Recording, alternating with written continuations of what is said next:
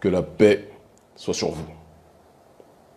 C'est avec honneur, gravité et compréhension des enjeux historiques que notre peuple traverse que je m'adresse à vous tous aujourd'hui. Je vais vous laisser le temps de vous connecter et nous allons rentrer dans le vif du sujet. Pour une allocution qui, je vous le dis de manière très claire, très simple, est l'allocution la plus importante de mon existence politique et de mon combat depuis 20 ans. Et vous allez très rapidement comprendre le pourquoi du comment. Je vous laisse vous connecter rapidement, quelques instants, et nous allons commencer. Très bien. Connectez-vous. Très bien. Voilà. Nous pouvons donc rentrer dans le vif du sujet. Comme vous le savez tous, parce qu'on a tous des yeux et un cœur pour voir, l'Afrique traverse aujourd'hui une crise sans précédent. Une crise en ce qui concerne la malgouvernance. Une crise en ce qui concerne la corruption. Une crise en ce qui concerne le viol des constitutions. Une crise en ce qui concerne le non-respect des volontés du peuple. La démocratie, demos kratein, normalement c'est le pouvoir au peuple. Mais en Afrique, la démocratie est égale surtout au pouvoir aux mains d'une élite qui est dans le népotisme, qui est dans la corruption, qui est dans le mépris des classes populaires qui sont censées administrer, diriger et protéger. Je vous tiens ce discours aujourd'hui en direct d'un pays où j'étais normalement interdit d'entrer. Un pays qui, dès lors que je vais vous donner la localisation, va donner l'ordre à la DST, à la Direction de surveillance du territoire, de me chercher, de m'arrêter, peut-être même de m'incarcérer, peut-être de m'expulser, ou peut-être même avec leur milice, de me faire du mal, comme ils l'ont fait depuis très longtemps à un certain nombre de gens dans ce pays. Certains me diront que j'aurais pu rester à Cotonou, siroter mon bissap, continuer mes activités, ou très bien que j'aurais pu même me balader dans d'autres endroits du monde, en sérénité. Mais je ne peux pas être loin de là où notre peuple souffre, à l'heure actuelle. Ce pays, j'ai passé 19 heures de route, en voiture, en arpentant les chemins clandestins, en moto, en pirogue, en marchant plus d'1 heure dans la boue, pour essayer d'éviter les douanes et les postes de surveillance aux frontières, qui, si elles avaient vu mon papier, si elles m'avaient vu, m'auraient interdit d'entrer. J'ai traversé le Togo, pays où je suis interdit de rentrer par Fort Gnassingbé et Adema qui me considèrent comme une menace à l'ordre public, alors que je ne suis pas quelqu'un qui prône la violence. J'ai traversé ce pays. J'ai traversé le Ghana. Et j'ai traversé la frontière Ghana-Côte d'Ivoire. Et me voici aujourd'hui en Côte d'Ivoire. À une heure où beaucoup fuient la Côte d'Ivoire de peur d'une guerre civile, j'ai décidé de venir. J'ai décidé de venir parce que la Côte d'Ivoire est la capitale du néocolonialisme français aujourd'hui. Et que tant que la Côte d'Ivoire sera dirigée par Alassane Dramane Ouattara, l'Afrique sera toujours, du moins l'Afrique de la zone dite franc, sera toujours dans la dimension de la néocolonisation. Alassane Ouattara est le président de la Côte d'Ivoire, mais il est aussi l'homme qui donne l'heure, qui donne le tempo pour les pays de l'UEMOA. Si Ouattara dit chute, tous les autres pays diront chute. Si Ouattara dit on se soumet à la France, tous les autres pays diront on se soumet à la France. Et donc l'élection présidentielle pour laquelle Alassane Ouattara est en train de frauduleusement concourir, puisqu'il a violé la Constitution, normalement il avait droit à 2 mandats, il a violé la Constitution pour en faire un 3e, il a empêché Laurent Gbagbo, il a empêché Blé Goudé, il a empêché Soro de concourir, il a truqué les élections. Ouattara veut se représenter parce qu'il sait très bien que sans sa présence, la France-Afrique risque d'être en difficulté.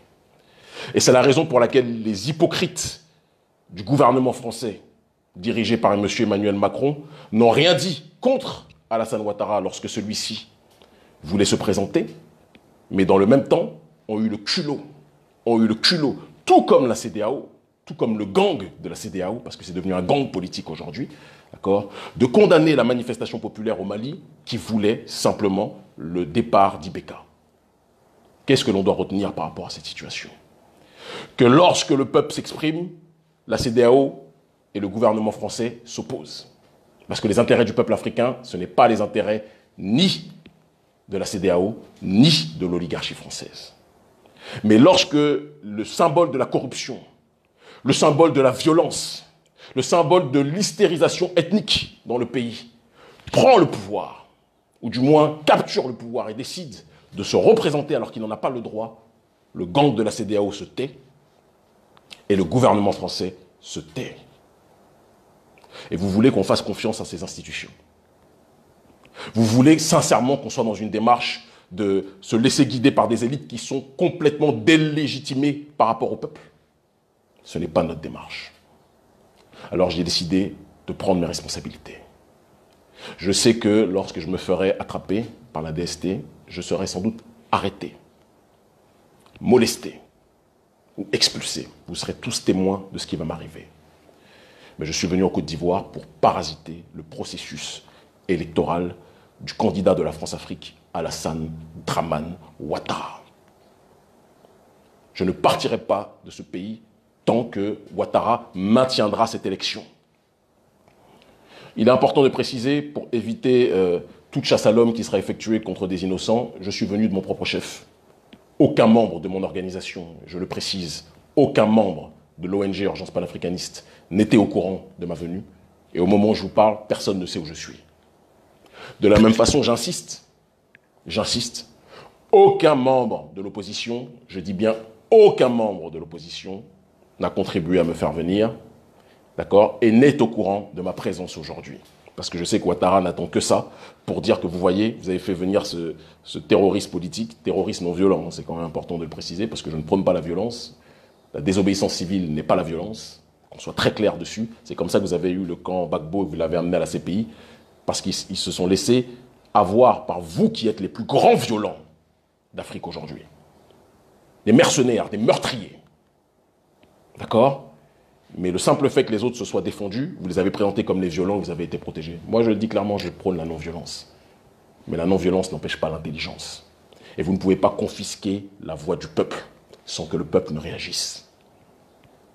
Alassane Dramane Ouattara, depuis qu'il a été nommé ministre d'Houphouët-Boigny, premier ministre d'Houphouët-Boigny, a livré la Côte d'Ivoire encore plus aux Français. Et Dieu sait qu'Houphouët, déjà, était un grand ami de la France, était un champion de la France-Afrique. Mais Alassane Ouattara, lorsqu'il a émergé, il a amené la France-Afrique à un autre niveau.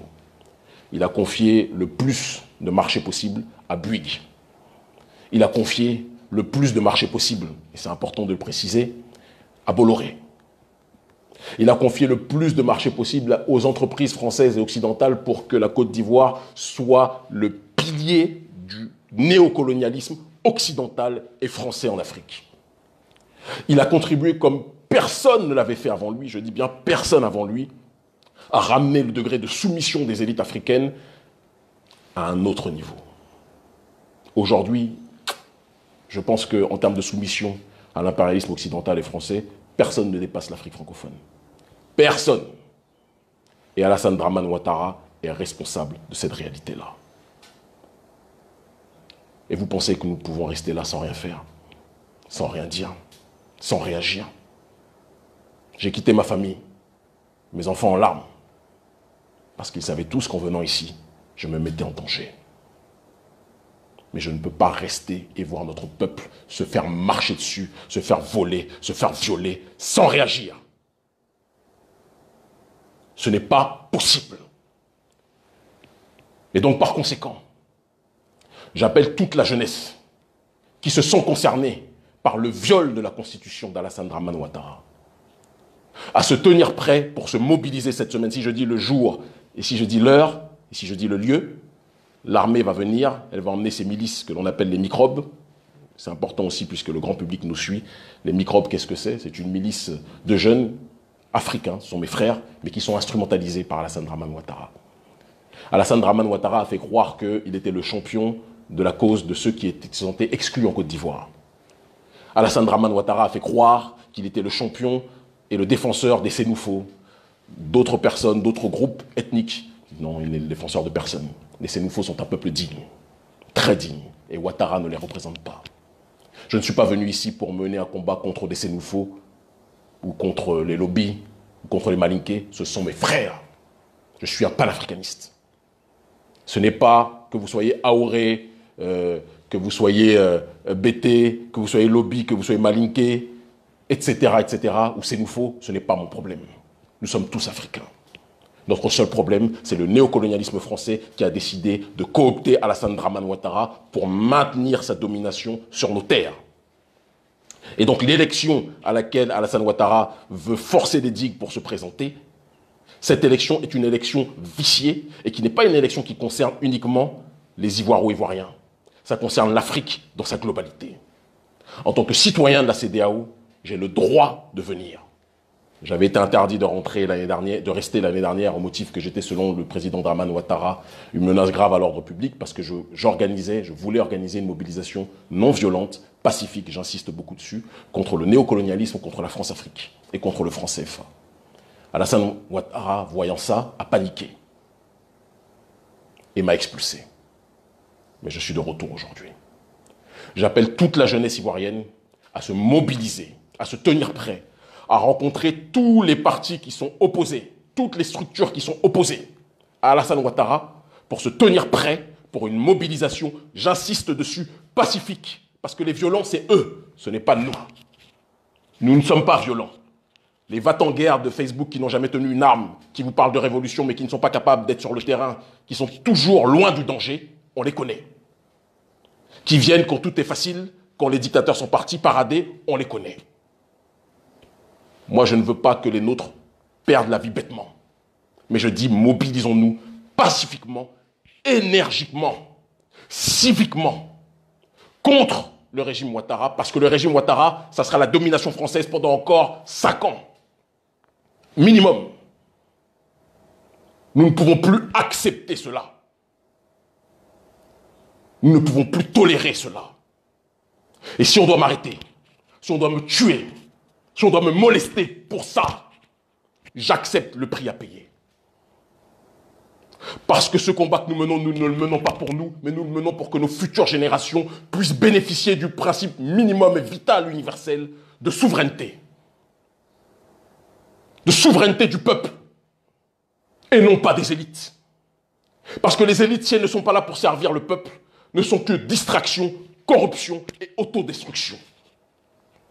Et donc que toute la jeunesse ivoirienne se tienne près des partis politiques, de tous les partis qui sont opposés à Alassane Ouattara.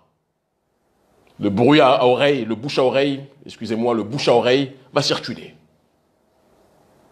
Et avant samedi, s'il plaît à Dieu, si les ancêtres nous le permettent, parce que nous nous battons pour les honorer, nous agirons pour parasiter ce processus électoral vicié. J'insiste, sans violence, parce que nous ne sommes pas des violents. Il ne s'agit pas, certains me parlent de coup d'État, non, il ne s'agit pas de ça. Le coup d'État, c'est Alassane Dramane Ouattara qui l'a effectué. C'est Alassane Dramane Ouattara qui l'a effectué. Quand il interdit Laurent Gbagbo, qu'il a envoyé à la CPI gratuitement de se présenter. Qui est-ce qui fait un coup d'État? Quand il interdit Blé Goudé de se présenter. Qui est-ce qui fait un coup d'État? Quand il interdit Guillaume Soro. Certains vont me dire dans la galaxie patriotique, oui, mais Guillaume Soro par-ci, Guillaume Soro par-là. Guillaume Soro aujourd'hui est contre Ouattara. Moi, tous ceux qui sont contre Ouattara sont mes frères.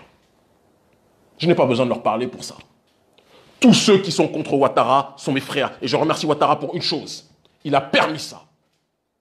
Il a permis que tous les compteurs soient remis à plus ou moins à zéro et que nous nous organisions tous, nous nous unissions tous contre Ouattara. Et donc j'appelle toutes les forces d'opposition à donner de leur personne pour se mobiliser pacifiquement contre le régime Ouattara une dernière fois. Nous devons le faire. Ce n'est pas une lutte ivoiro-ivoirienne, c'est une lutte de libération contre la France-Afrique. Et Alassane Ouattara est le dernier maillon de cette France-Afrique, le plus grand, le plus puissant. Il est à la France-Afrique ce que le Real Madrid est à la Ligue des Champions. Personne ne le bat en nombre de coupes victorieuses. Personne. Un homme qui n'a pas honte de pouvoir envoyer des milices armées de machettes assassiner ses propres concitoyens. Vous pensez que c'est quelqu'un qui peut faire avancer l'Afrique? Un homme qui se dit prêt, s'il le faut, à brûler le pays, et il l'a déjà fait. Au début des années 2010, à brûler le pays pour maintenir sa domination. Vous pensez sincèrement que cet homme-là peut faire avancer l'Afrique? Un homme qui est prêt à tout pour maintenir le franc CFA et la domination française en Afrique, de la zone dite entre guillemets francophone. Ça aussi, c'est un terme qu'il faudra changer tôt ou tard. Vous pensez que c'est sincèrement quelqu'un qui peut faire avancer l'Afrique? Reprenons-nous. Jeunesse africaine. Pendant trop longtemps, on s'est contenté de subir. Pendant trop longtemps, on s'est contenté de se taire. Les coups, je les prends depuis des années. Je me dis toujours, et je le dis toujours publiquement, je n'ai pas peur des menaces, je n'ai pas peur des risques. Je suis en sursis, parce que la mort nous touchera tous. Mais je veux vivre en me battant, comme je le fais depuis 20 ans, et non pas vivre en mourant. Je ne veux pas vivre en acceptant la mort que le néocolonialisme et que nos élites corrompues endogènes ont décidé de nous imposer. La France-Afrique n'est pas morte. La France-Afrique est plus que jamais vivante. La France-Afrique, c'est ce qui permet à ce que Alassane Dramane Ouattara ait pu avoir le courage, le toupet, d'accueillir l'assassin de Thomas Isidore Sankara. La France-Afrique, c'est le maintien de toutes les multinationales et de toutes les entreprises françaises sur nos sols, qui empêchent un développement économique serein, sans assistance respiratoire. La France-Afrique, c'est le maintien des bases militaires avec tous les affiliés d'Alassane Ouattara dans nos pays, en Afrique dite francophone. Dite francophone. C'est notre devoir à tous de nous mobiliser. C'est notre devoir à tous de nous tenir prêts. Si je dis l'heure et la date, les militaires risquent de nous devancer et risquent de court-circuiter toute mobilisation.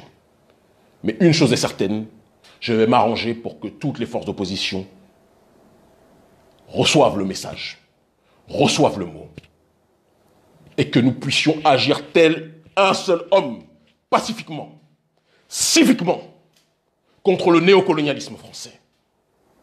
C'est le néocolonialisme, c'est de néocolonialisme dont il s'agit. Rien d'autre. Nous ne pouvons plus continuer à voir notre peuple se faire tirer dessus. Nous ne pouvons plus continuer à voir notre peuple se faire spolier. Nous ne pouvons plus continuer à voir notre peuple se faire assassiner. La malgouvernance est le premier pilier du néocolonialisme.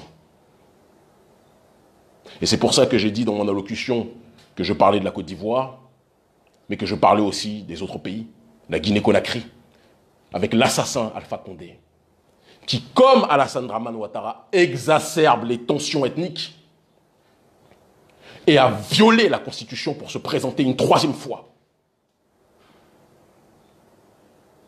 quitte à assassiner son propre peuple. Quelqu'un qui s'est présenté comme un chevalier de la voix du peuple.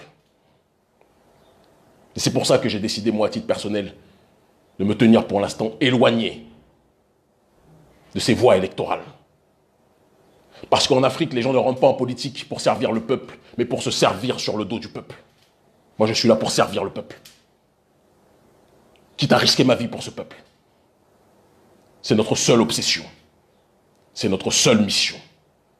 Alpha Condé a volé les élections. Et j'appelle là aussi les Guinéens, la jeunesse guinéenne, à se mobiliser pacifiquement, mais à redoubler d'intensité et à redoubler d'efforts pour s'opposer au viol de la Constitution et au vol des élections. Nous ne pouvons plus accepter de vivre dans ces conditions, avec des présidents milliardaires qui deviennent milliardaires quand ils deviennent présidents, bien évidemment, mais qui astreignent leur peuple à la résidence de l'excessive pauvreté. J'étais un identitaire noir lorsque je vivais en Europe. La vie m'a transformé en militant d'extrême gauche en Afrique. Parce que personne ne peut, je dis bien personne, ne peut vivre dans ces conditions et voir la majorité du peuple vivre en dessous du seuil de pauvreté. Personne ne peut vivre sereinement en voyant cela. Ce n'est pas possible. Jeunesse de Guinée, mobilisez-vous, intensifiez vos mobilisations. Tout comme en Côte d'Ivoire, je vous demande de vous tenir prêts. Le mot d'ordre sera d'ici peu de temps lancé. Nous avons peu de jours. Mais tenez-vous mobilisés. Tenez-vous mobilisés. On pourrait rajouter à la Guinée, à la Côte d'Ivoire, sur laquelle je reviendrai bien évidemment à la fin, puisque c'est l'élément principal de ma venue, puisque je suis en Côte d'Ivoire au moment où je vous parle, pour accompagner la mobilisation pacifique, citoyenne, contre le néocolonialisme français, illustré et matérialisé par Alassane Dramane Ouattara. Il est important de parler aussi du Cameroun, parce que tout est lié. Le Cameroun, pays où il y a plus de militaires qui sont présents pour protéger le président de la République que pour protéger la population. Pays qui a laissé s'envenimer des tensions à l'intérieur de sa nation, d'accord, mais qui se moque de ces tensions. Sa seule préoccupation, c'est que la dictature puisse continuer à bien se porter. Pendant combien de temps va-t-on accepter d'avoir des présidents qui mobilisent l'armée uniquement pour leurs intérêts, mais pas pour les intérêts du peuple? À tous les militaires africains, n'oubliez jamais que le plus grand d'entre nous, et le plus grand d'entre vous, pas Alassane Ouattara, excusez-moi, Thomas Isidore Sankara, était un militaire, faisait partie des corps constitués, mais il a donné sa vie pour que l'Afrique puisse se réveiller, pour que l'Afrique puisse se retrouver. C'est notre devoir à tous. C'est notre devoir à tous. Militaires africains, mobilisez-vous contre le viol des constitutions. L'histoire vous demandera des comptes. L'histoire vous demandera des comptes.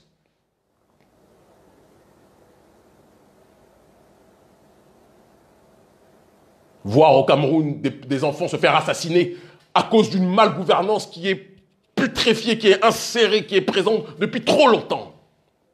Ça ne peut plus durer. Nous sommes fatigués de voir les larmes couler. Nous sommes fatigués de voir les larmes couler. Nous voulons que ce massacre, que ces drames dans nos pays cessent.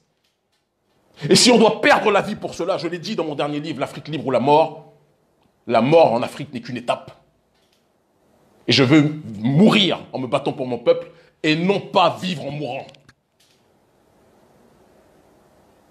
Je pourrais élargir aussi à la question du Bénin, mon pays qui avance beaucoup sur le développement, il y a beaucoup de choses qui se font, il faut le reconnaître, mais qui sur le terrain de la démocratie est en train de mourir, parce que toute voix dissidente est assassinée médiatiquement, assassinée judiciairement, pourchassée, persécutée, censurée. Patrice Talon, vous êtes mon président. Vous êtes meilleur que bon nombre d'hommes politiques au Bénin. C'est une réalité, il faut le dire. Mais vous ne ferez pas avancer le Bénin en tuant la démocratie. Le développement sans la démocratie n'est que forfaiture. Je sais que en disant ça, à mon retour du Bénin, vous aussi, vous allez me mettre en garde à vue. Faites ce que vous avez à faire. Le peuple voit. Le peuple voit. La jeunesse africaine doit prendre ses responsabilités. La jeunesse africaine doit prendre son courage. Comme en Angola, que je salue, où le peuple se lève contre le camp du président, João Lourenço, à cause, encore une fois, de la malgouvernance, de la corruption. Le problème prioritaire du continent africain, la corruption, la malgouvernance. Vous êtes élu pour protéger le peuple, mais dès que vous arrivez au pouvoir, quand vous êtes vraiment élu, ça mérite réflexion, vous vous servez de ce pouvoir sur le dos du peuple. Ça ne peut plus durer. Et je conclurai sur le Nigeria avant de revenir sur la Côte d'Ivoire. Le Nigeria, une grosse mobilisation se fait. Et je passe une salutation à mon ami, à mon frère, le fils de Fela Kuti, Shehu Kuti. Mais je précise une chose. Tout le monde sait que depuis des années, la SARS est une milice criminelle qui persécute le peuple. Et Buhari, depuis Fela Kuti, est quelqu'un qui a causé des problèmes à tous ceux qui voulaient la liberté dans leur pays. Et donc, ce qui se passe là est légitime. Mais, attention à ce que cette révolte ne soit pas transformée en une insurrection instrumentalisée par ceux qui veulent déstabiliser le Nigeria au moment où celui-ci s'oppose, j'insiste dessus, où celui-ci s'oppose à la monnaie franc CFA éco voulue par Emmanuel Macron. Attention, au moment où le Nigeria est en train de devenir une grande puissance, attention à ce que cette révolte ne soit pas instrumentalisée. Mais je soutiens évidemment ad vitam aeternam mon peuple qui se bat au Nigeria aussi. Revenons maintenant par exemple, et de manière très concrète en Côte d'Ivoire. Il y a aujourd'hui des partis d'opposition, et je m'adresse à vous. Chacun d'entre vous avait votre agenda. Chacun d'entre vous avait vos objectifs. Chacun d'entre vous avait vos finalités, avait vos projets politiques. Mais il faut mettre nos désaccords de côté. Notre seul accord aujourd'hui, c'est que Ouattara ne peut pas se représenter. Pas dans ces conditions. Et il n'en a plus le droit selon la Constitution qu'il ne cesse de violer. Nous devons mettre de côté nos désaccords. Ouattara est le problème de tous les Africains. Pas le problème uniquement des Ivoiriens. Ouattara est le problème, n'est pas un problème pour les BT, pour les Baoulés ou je ne sais trop quoi. Non, Ouattara doit être le problème pour tout le monde, y compris pour le digne, courageux, honorable peuple sénoufo. Ouattara ne vous rend pas service. Il se sert de la souffrance réelle qui existe parmi une partie du peuple qui a été ostracisée pendant longtemps. On doit avoir le courage de le dire.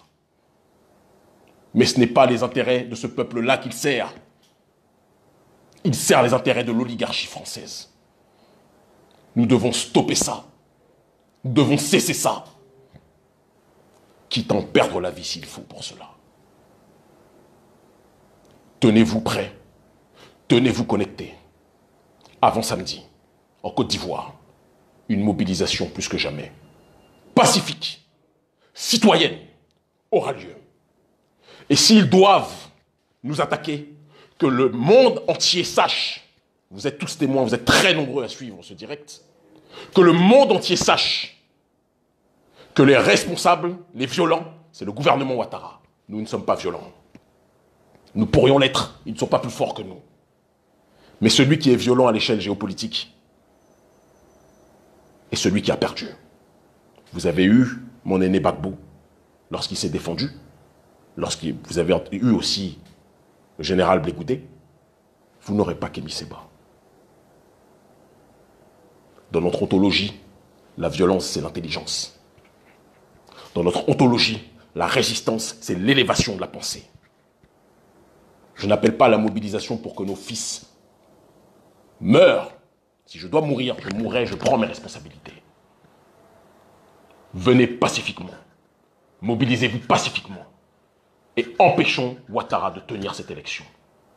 Et quand bien même il tiendrait cette élection, faisons en sorte de parasiter ce processus électoral jusqu'à ce que Ouattara reconnaisse qu'il ne peut pas agir de cette façon. Je m'adresse enfin à Ahmed Bakayoko, Premier ministre ivoirien, homme extraordinaire du milieu de la nuit, un homme brillant pour la nuit. Mais pour le jour, mon très cher frère, ce que tu fais à ton peuple ne va pas. Engager des milices, comme tu le fais avec ce que l'on appelle les microbes, pour assassiner ton propre peuple, ça ne va pas, mon frère. Quitte ce bateau avant qu'il soit trop tard. Quitte ce bateau avant qu'il ne soit trop tard. Ahmed, tu es aimé par beaucoup de gens du milieu du showbiz africain.